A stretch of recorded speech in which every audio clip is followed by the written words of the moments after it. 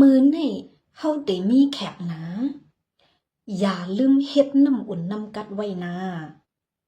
ဒီနေ့ငါတို့ဧည့်သည်ရှိလိမ့်မယ်ပေါ့ရှိမယ်နော်ပေါ့အဲ့လိုပြောတာရေနွေးရေအေးလှုပ်ထားဖို့မမေ့နဲ့လို့ပြောတာပါมื้อนี้ဒီနေ့ဟုတ်တယ်နော်ဟောတို့ကျွန်တော်ကျမငါတို့ဟုတ်တယ်နော်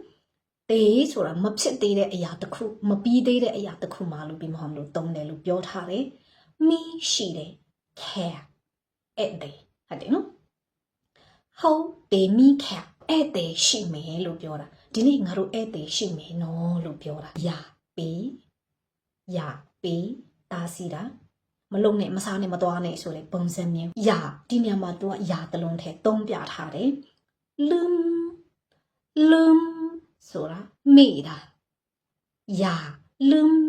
မမေ့နဲ့အဲ့လိုပြောတာเฮ็ดလောက်တာน้ำอุ่นน้ำกัด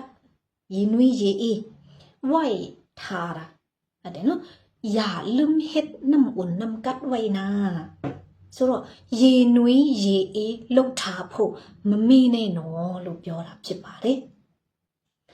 มื้อนี้เฮาได้มีแขกนะอย่าลืมเฮ็ดน้ำอุ่นน้ำกัดไว้นะဒီနေ့ငါတို့ဧည့်သည်ရှိမယ်နော်ရေနွေးရေအေးလှုပ်ထားဖို့မမေ့နဲ့လို့ပြောတာပါ